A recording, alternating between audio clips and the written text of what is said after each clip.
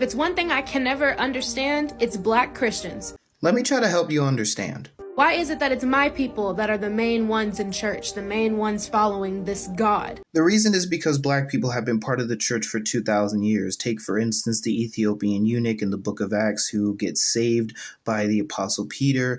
Take, for instance, way later in church history, people like Augustine and Athanasius, who are some of the greatest theologians and Christian thinkers ever.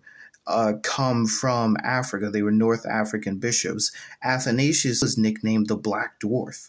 The book How Africa Shaped the Christian Mind also talks about some of this and shows that much of the theological and other sorts of developments that occurred within Christianity are thanks in large part to African Christians.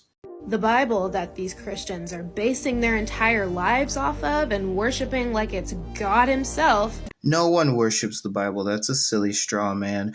Even among people who venerate images and icons and who see the Bible as an icon, do not worship it.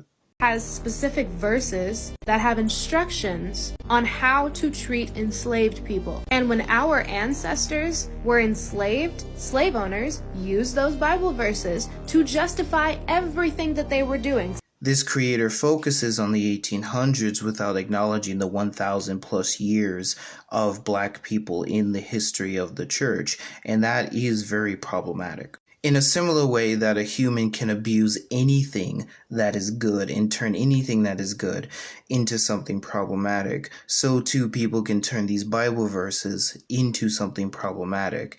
And just because some really evil white people did that to us over the course of history does not invalidate our faith, because our faith didn't start with white people and racism. Our faith started in the first century.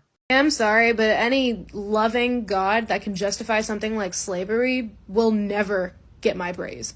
So Dr. John Walton has argued that God is working in a culture with regards to the Old Testament Israelites, and that's why we see slavery, patriarchy, monarchy, and so on.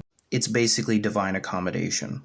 I would argue that something like that is happening in the New Testament as well. It's been estimated that somewhere around 30% of the Roman population were slaves at the time. It was a very normal part of Roman society, and we know what happened to those who disagreed with the idea of slavery in Rome. And so I think that when the New Testament is giving these commands, it's trying to accommodate. I want to make an admission, though, and say that the topic of biblical slavery is really difficult, and it's made worse by the terrible apologetics that surround it. The NT passages don't prove that God endorses the practice, and this doesn't invalidate Black faith. Make sure to comment and follow for more.